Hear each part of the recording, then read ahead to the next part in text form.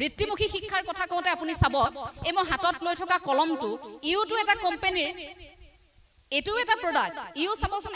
আজিৰ দিনটোত এতিয়া হয়তো আমি কথা কৈ থাকোতে সেকেন্ডত কিমান লাখটা কলম এতিয়া নিৰ্মাণ হৈ আছে সেই কলমটো প্ৰতিগৰাকী ক্ৰয় কৰিছে কলমটো কৰ পৰা আহিছে এটা উদ্যোগ তাত নিয়োগ হ'বৰ বাবে আমি তাৰ বাবে হাজু হ'ব নোৱাৰো নেকি আজিহে অসমত সেমিকন্ডাক্টৰ প্ৰকল্পৰ কথা চিন্তা কৰিছে যিটো কথা আজিৰ পৰা বহু বছৰ আগতে অসমত চিন্তা কৰিব লাগিছিল অসমত কি নাছিল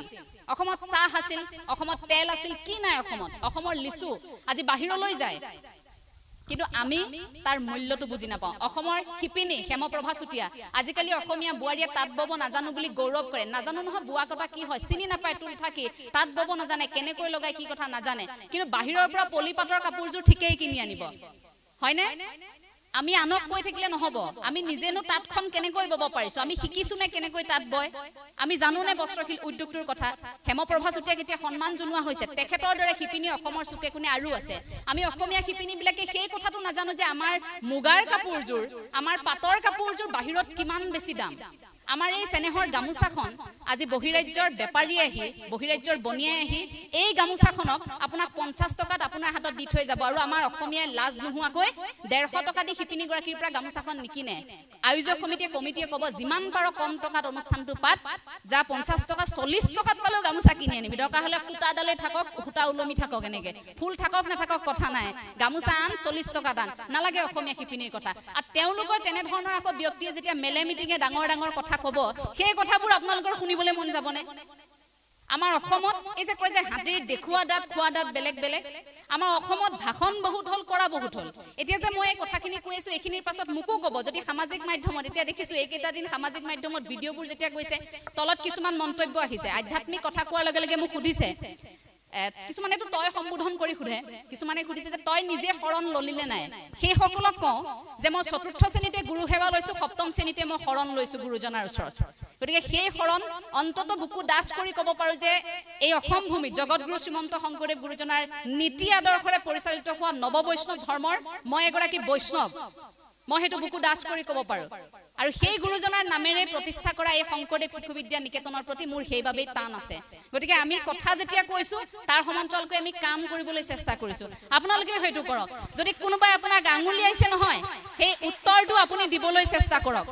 আপোনাক সমালোচনা কৰিছে আপুনি কিবা এটা কাম কৰিছে সমাজত আপোনাক সমালোচনা কৰিছে আপুনি সেই কথাটো আহি ঘৰত ঋণাত্মকভাৱে নলব আপুনি সেই সমালোচনাটো উফৰাই আপোনাৰ সন্তানৰ সৈতে আপুনি আলোচনা কৰক যে সমাজত এনে ধৰণৰ মানুহ থাকে শুন আমি আগুৱাই যাব লাগিব এনেকৈ সন্তানৰ সন্মুখত আকৌ সেই মানুহগৰাকীৰ কথা বেয়াকৈ নকব কাৰণ আপুনি গম নোপোৱাকৈ কোনোবা দিনা আপোনাৰ সন্তানে সেই মানুহগৰাকী কিবা এষাৰ বেয়াকৈ কৈ থৈ আহিব তাৰ পাছত উলটাই আপুনি আকৌ কথা শুনিব লাগিব এই যে পৰিৱেশ পৰিস্থিতি আমি যে সন্তানক এটা পৰিৱেশত গঢ় দি তুলো সেই পৰিৱেশবোৰ যে ইমান জটিল হৈছে তাৰ প্ৰথম ভুলটো আছে আমাৰ নিজৰ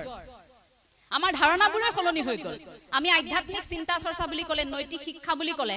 আমি সেই কথা বতৰাবোৰৰ পৰা অকনমান ল'ৰা ছোৱালীক আঁতৰাই ৰাখো যদি আপুনি আপোনাৰ সন্তানক যদি ফেশ্বন শ্ব' এটা প্ৰতিযোগিতাত নিছে ৰাতি গাঁওখনত হোৱা ভাওনালৈ আপোনাৰ সন্তানক আপুনি কিয় নিব নোৱাৰে আপুনি ভাওনা চাবলৈ সন্তানক কিয় লৈ যাব নোৱাৰে বৰগীতৰ কৰ্মশালালৈ আপোনাৰ সন্তানক আপুনি কিয় নিব নোৱাৰে যদি আপুনি আন কিবা এটা তেনেকৈ আগ্ৰহণোৱা হৈছে সন্তানক লৈ গৈছে পশ্চিমীয়া সংস্কৃতিৰ কিবা এটা তো তাৰ সমান্তৰালকৈ আপুনি সেয়াও কৰিব লাগিব কিছু মুহূৰ্তৰ পূৰ্বে ইমান সুন্দৰকৈ ছাত্ৰীগৰাকীয়ে বৰগীত পৰিবেশন কৰিছে এইবোৰ আমাৰ কলা সংস্কৃতি এইবোৰ গুৰুজনাই দি থৈ যোৱা আমাৰ সম্পদ এইবোৰৰ জৰিয়তে আমি আধ্যাত্মিক হ'ব পাৰো শংকৰদেৱ শিশু বিদ্যা নিকেতনে আপোনাক খুজে আধ্যাত্মিক হ'বলৈ শিকায় এই যে নীতি শিক্ষা এখন কিতাপ আছিল এতিয়া আছেনে বাৰু আছে এই কথাটো খুব ভাল লাগে আন বিদ্যালয়ত সেইটো দেখিবলৈ নাপাওঁ এই যে মহাভাৰতৰ চৰিত্ৰ ৰামায়ণৰ চৰিত্ৰ বা আন চৰিত্ৰসমূহ এই চৰিত্ৰসমূহৰ পৰা যে আমি শিকিব পাৰো ব্যক্তিগত জীৱনত এই কথাটো এই নীতি শিক্ষা পিৰিয়ডটো বুজায় আগতে ভাবিছিলো সাধু পঢ়া নিচিনা নীতি শিক্ষাৰ সময়খিনি আহিলে খুব ভাল লাগে কাৰণ শংকৰদেৱ শিশু বিদ্যা নিকেতনত আপোনাক যদি জয়মতীৰ কথা পঢ়ুৱাইছে তেন্তে আনফালে আপোনাক ঝান্সী ৰাণীৰ কথাও পঢ়ুৱাব যদি ছত্ৰপতি শিৱাজীৰ কথা পঢ়ুৱাইছে তেনেহলে জগতগুৰু শ্ৰীমন্ত শংকৰদেৱ গুৰুজনাৰ কথাও এই নীতি শিক্ষা পিৰিয়ডত আপোনাক পঢ়ুৱাব গতিকে সকলোখিনি ইয়াক দিয়া হয় আপুনি মাত্ৰ কেনেকৈ গ্ৰহণ কৰে হেয়া আপোনাৰ কথা এই নীতি শিক্ষা পিৰিয়ডটোত এই শ্ৰেণী কোঠাটোত বহুখিনি শিকিছিলো আধ্যাত্মিক শিক্ষা তাতেই জানিছিলো যে এই যে আমাৰ চৰিত্ৰবোৰ একলব্য চৰিত্ৰটো গুৰুৰ ভকতিৰ কথা সেই কথাখিনি তাৰ পৰাই শিকিছিলো মহাপুৰুষ শ্ৰী শ্ৰী মাধৱদেৱ আৰু গুৰুজনাৰ সৈতে যিটো সম্পৰ্ক গুৰু শিষ্যৰ সম্পৰ্ক কিছু মুহূৰ্তৰ পূৰ্বে কৈ গৈছিলো যে সেয়া আমাৰ লাহে লাহে থুনুকা হৈছে কিন্তু গুৰুজনাৰ আদৰ্শৰে যদি আমি চলো সেয়া কিন্তু থুনুকা হ'ব নোৱাৰে ছাত্ৰ ছাত্ৰীসকলেতো নিশ্চয়কৈ জানে যে জগতগুৰু শ্ৰীমন্ত শংকৰদেৱ গুৰুজনাই মহাপুৰুষ শ্ৰী শ্ৰী মাধৱদেৱক এটা দিনো কবলগীয়া হোৱা নাছিল যে মাধৱ তুমি এইটো কৰা মাধৱ তুমি সেইটো কৰা মাত্ৰ মৃত্যুৰ সময়খিনিতে কৈ থৈ গৈছিল মাধৱ তুমি ৰত্নাৱলী ৰচনা কৰিব লাগিব তুমি নামঘোষাৰ জৰিয়তে জীয়াই থাকিব লাগিব অসমত এই কথাষাৰ কৈ থৈ গৈছিল যে তুমি হাতত কলম তুলি লোৱা এই কথাষাৰ শেষতে কৈছিল তাৰ আগত গুৰুজনাই যদি কেতিয়াবা কিবা কথাত কষ্টও পাইছিল কেতিয়াও মাধৱক কোৱা নাছিল কিন্তু মহাপুৰুষ শ্ৰী শ্ৰী মাধৱদেৱৰ গুৰু ভকতি চাওক গুৰু শিষ্যৰ সম্পৰ্কটো এটা উদাহৰণ দিব বিচাৰিম এবাৰ গুৰুজনাই আপোনালোক সকলোৱে জানে প্ৰায় সংখ্যকে জানে মই ছাত্ৰ ছাত্ৰীসকলক উদ্দেশ্যি ক'ব বিচাৰিম যে গুৰুজনাৰ পিন্ধিবলৈ কাপোৰ নাই আগদিনা কাপোৰ গোটেই তিতিল বতৰ আছিল ডাৱৰীয়া এই গুৰুজনাৰ পিন্ধিবলৈ কাপোৰ নাই তেতিয়া কি কৰিব কথাষাৰ কিন্তু মাধৱে গম পাইছে মহাপুৰুষ শ্ৰী শ্ৰী মাধৱদেৱে কথাষাৰ গম পাইছে যে গুৰুৰ কাইলৈ স্নান কৰি পিন্ধিবলৈ কাপোৰ নাই তে কি কৰিব এতিয়া সেই কাপোৰযোৰ কি কৰিছিল নিখাৰ ভাগতে গণকুচিলৈ গৈ মহদাহৰ কামোৰ খাই নিখাৰ ভিতৰতে কাপোৰ এখা চিলুৱাই আনি পিছদিনা গুৰুৰ ওচৰত ৰাখিছিল তেতিয়া গুৰুৰ চকু পানী ওলাইছিল যে মাধৱ মইতো তোমাক কোৱাই নাছিলো তুমি নোকোৱাকৈ ইমানখিনি অনুভৱ কৰিব পাৰিলা সেই অন্তৰত যে গুৰুজনৰ লাগিছিল সেই আশীৰ্বাদ কৈ ৰৈছিল গুৰুজনাই স্নানাগাৰলৈ যোৱা সময়খিনিত এডাল গছে খুব আমনি কৰে হাউলি থাকে সদায় গুৰুজনা হাউলি হাউলি তালৈ যাব লগা হয় তেতিয়া মাধৱে দেখিলে গুৰুজনাই অসুবিধা পাইছে অকণমান ক'বলৈ বেয়া পালে নকলে নোকোৱাকৈ কি কৰিলে মনে মনে সেই ডালটো কাটি খুব ধুনীয়াকৈ গুৰুজনাত যোৱা ঠাইত যাতে কোনো ধৰণৰ অসুবিধা নহয় তেনেকৈ সাজু কৰি ৰাখিছিল সেয়া আছিল গুৰু ভকতি পিছদিনা যেতিয়া মহাপুৰুষ শ্ৰী শ্ৰী শংকৰদেৱে যেতিয়া দেখিছে গছৰ ডালটো দেখোন নাই তেতিয়া গম পাইছে যে এই কামটো মাধৱেই কৰিছে মাতি আনি সুধিছিল মাধৱ তুমি কৰিছা বোলে হয় গুৰুদেৱ মই কৰিছিলো কাৰণ আপুনি অসুবিধা পাইছিল এই গুৰু শিষ্যৰ সম্পৰ্ক তেনেকুৱা আপুনি নোকোৱাকৈয়ে বুজিব লাগিব মই এটা কথা এইখিনিতে ক'ব বিচাৰিম শিক্ষকসকলক সমালোচনা বুলি নহয় এই কথাষাৰ অকণমান মোৰ ব্যক্তিগত জীৱনত মই শিক্ষকৰ পৰা পোৱা কিছুমান দুখ আছে যিবোৰ দুখ সদায় বুকুত লৈ ঘূৰিলো কোনোদিন কেতিয়াও কোনো শিক্ষাগুৰুক নকলো কাৰণ তেওঁলোক আমাৰ চিৰনমস্য এটা কথা মন কৰিব শিশুৰ মনস্তত্বৰ কথা যদি আমি কৈছো সমান্তৰালকৈ কিন্তু আমি শিক্ষকসকলৰ মনস্তত্বৰ কথা শিক্ষক শিক্ষয়িত্ৰীসকলৰ মনস্তত্ব কিন্তু আমি অধ্যয়ন কৰিবলৈ শিকিব লাগিব শিক্ষক শিক্ষয়িত্ৰীসকলে কি কৰে একাংশ এই শব্দটো মই ব্যৱহাৰ কৰিম একাংশ বহু ঠাইত এনে আছে যে 90% পোৱা ছাত্ৰ ছাত্ৰীগৰাকী তেওঁলোকৰ বাবে খুব প্ৰিয় কিন্তু 30% পোৱা ছাত্ৰ ছাত্ৰীগৰাকী তেওঁলোকৰ বাবে প্ৰিয় নহয় এনেকুৱাও কিন্তু শিক্ষক শিক্ষয়িত্ৰী আছে টিউচন ল'ব বিচাৰে বাৰে বাৰে গৈ সেই চুকা ছাত্ৰ ছাত্ৰীগৰাকীৰ পিতৃ মাতৃক কয় মই টিউচন কৰিম আপোনালোকৰ ছাত্ৰীগৰাকীক আপোনাৰ ছাত্ৰগৰাকীক টিউচন কৰিম আপোনালোকে লৈ আহিবচোন এই ধৰণে টিউচনৰ বাবে বিচাৰি ফুৰে কয় কিন্তু সেইগৰাকী শিক্ষক শিক্ষয়িত্ৰীয়ে কিয় ক'ব নোৱাৰে যে 30% পোৱা এই ছাত্ৰগৰাকী মোৰ ওচৰলৈ আহক মই তেওঁক 90% পোৱাই দিম কিয় ক'ব নোৱাৰে এই কথাষাৰত অকণমান দুখ পাওঁ এই যে ছাত্ৰ ছাত্ৰীসকলে শ্ৰেণীকোঠাত বহি থাকোঁতে কেতিয়াবা যে অসহজ অনুভৱ কৰে তাৰ এটা কাৰণ কিন্তু শিক্ষক শিক্ষয়িত্ৰী সকলো হয় কিছু শিক্ষক শিক্ষয়িত্ৰী এনে থাকে যে তেওঁলোকৰ সন্মুখত কথা কোৱাৰ সাহস একেবাৰে শিক্ষাৰ্থীসকলৰ নাথাকে কেতিয়াবা খুব ভয় কৰে আৰু কেতিয়াবা এনেকুৱা হয় আচাৰ্যই আমাক বেয়া পায় হয়তো এই ধাৰণাটো আমাৰ মনত আহি পৰে তাৰ বাবে আমি আলোচনা কৰাৰ এটা পৰিবেশ আমি গঢ়ি তুলিব লাগিব এই যে জিৰণিৰ সময়খিনিত আগতে মই যেতিয়া নিকেতনত পঢ়ি আছিলো সেইখিনি কাম আমি কৰিছিলো জিৰণিৰ সময়খিনিত আমি যিগৰাকী আচাৰ্যৰ লগত কথা পাতি খুব ভাল লাগে আৰু আমাৰ এনেকুৱা হৈছিল আমি নিকেতনত মই পঢ়ি থকাৰ সময়খিনিত ক্লাছ 8 9 10 এই সময়খিনিত আমাৰ অলপ কম বয়সীয়া আচাৰ্য সোমাইছিল সেইসকলক মানে খুব ভাল লাগে কাৰণ এনেকুৱা হয় আমি তেওঁলোকৰ সৈতে অকণমান এনেকুৱা লাগে যেন আমাৰ অকণমান সমনীয়াই হ'ব নেকি সমনীয়াটো নহয় তেখেতলোক তথাপিও মানে আমাৰ মনত এনেকুৱা লাগে যে জ্যেষ্ঠ কোনোবা এগৰাকীক কৈ গালি খোৱাতকৈ এখেতলোকক মাতি অনাই ভাল আমি বাৰে বাৰে নতুনক মাতিবলৈ ট্ৰাই কৰোঁ নতুন যেতিয়া আহিব তেওঁলোকক কথা ক'বলৈ আমি বিচাৰোঁ তো সেই কথাটোত চাবলৈ গ'লে এনেকুৱা হয় যে এই নতুন যিসকল সোমায় শংকৰদেৱ শিশু বিদ্যা নিকেতনত আচাৰ্য হ'বলৈ তেওঁলোকৰ প্ৰতি শিক্ষাৰ্থীসকলৰ সাংঘাতিক এটা মৰম থাকেনে বাৰু নতুন আচাৰ্যসকলৰ প্ৰতি এটা মৰম থাকেনে নতুন আচাৰ্যসকল সেইবাবে এতিয়া আৰু বেছি দায়িত্বশীল হোৱাৰ সময় সেইদিনা আমি কথা পাতিছিলো মই যিখন বিদ্যালয়ত পঢ়ি আহিছিলো বিদ্যালয়ৰ আচাৰ্যৰ সৈতে কৈছিল যে প্ৰায় নতুনকৈ 2000 গৰাকী প্ৰশিক্ষণ গ্ৰহণ কৰিছে আমাৰ সেইখন বিদ্যালয়টো সেইখন নিকেতনতো বহু কেইগৰাকী আচাৰ্য নতুনকৈ সোমাইছে আমাৰ দাদাৰ সৈতে পঢ়া মোৰ সৈতে পঢ়া বহু বন্ধু বান্ধৱী এতিয়া কেইটামান দিন শংকৰদেৱ শিশু বিদ্যা নিকেতনৰ সেই পৰিৱেশটোৰ আমেজ ল'বলৈ আকৌ এবাৰ উভতি গৈছে এটা কথা ভাবি চাওকচোন তেওঁলোকে লাখ টকা দৰমহা নাপায়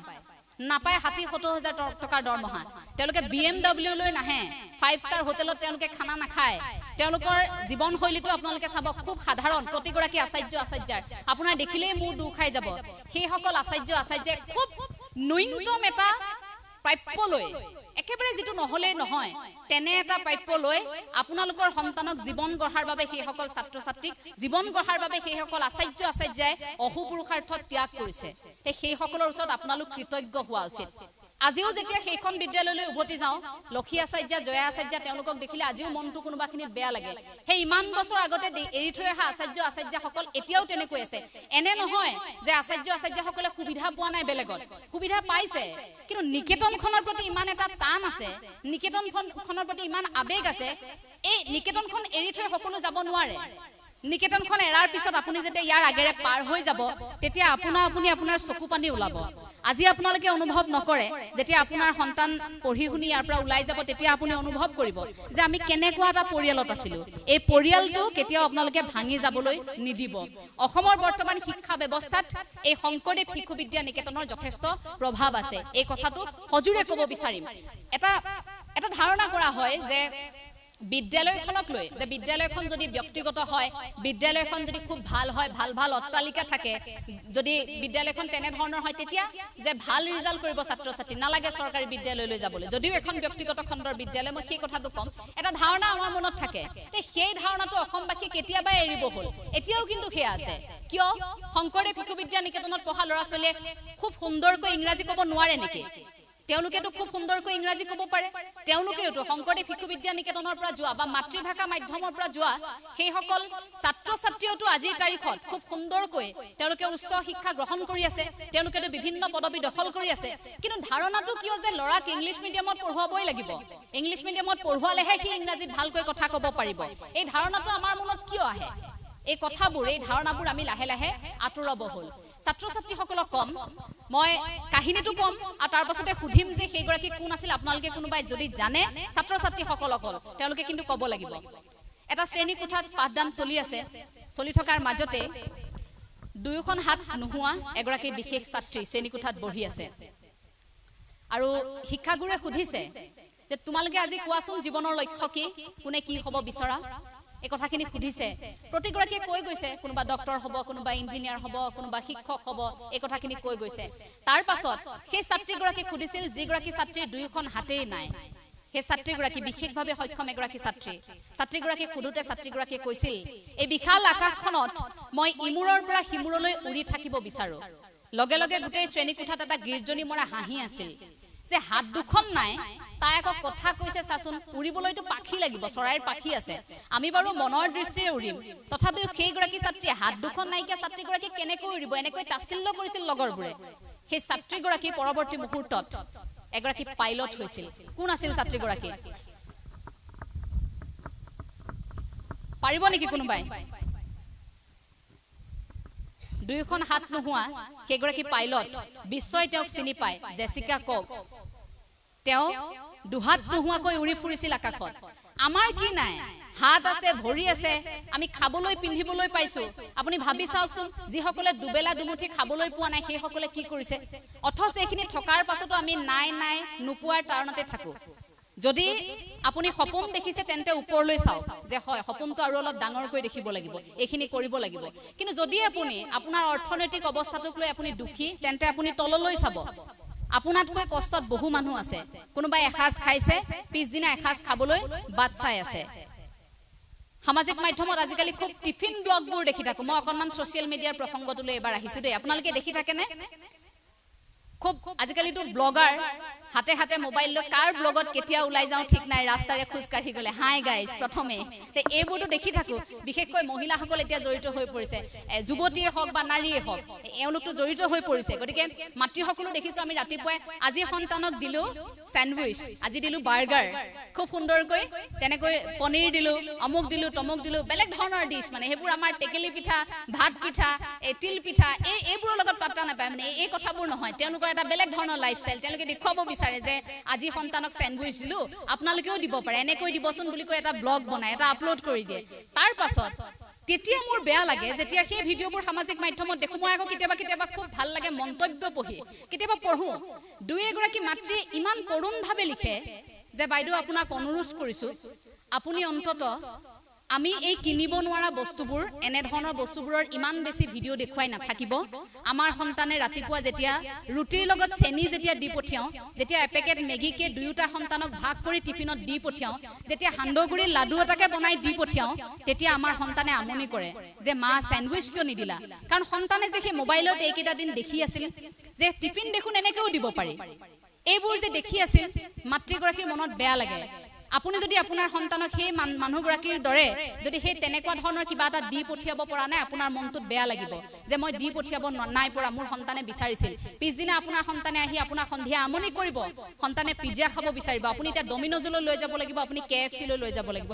ঘৰত ৰন্ধা বস্তু সন্তানে খাব নিবিচাৰিব কাৰণ সেই যে পৰিবেশ পৰিস্থিতি সেই যে দেখি আছে এই যে শো অফ কৰি থকা এই যে আনক দেখুৱা আমাৰ এটা প্ৰৱণতা আছে আমি কি পিন্ধিছো কি খাইছো হাতৰ আঙুঠিটো কিমান দামী পিন্ধিছো কাপোৰযোৰ কিমান দামী পিন্ধিছো এই যে কথাবোৰত আমি মূৰ ঘমাই এই বস্তুবিলাকত যে আমি বস্তুবাদী ধাৰণাটোত যে আমি গুচি গলো সন্তান লাহে লাহে আমাৰ পিছে পিছে সেই দিশত গুচি গল বেয়া লাগে সেই কথাবোৰত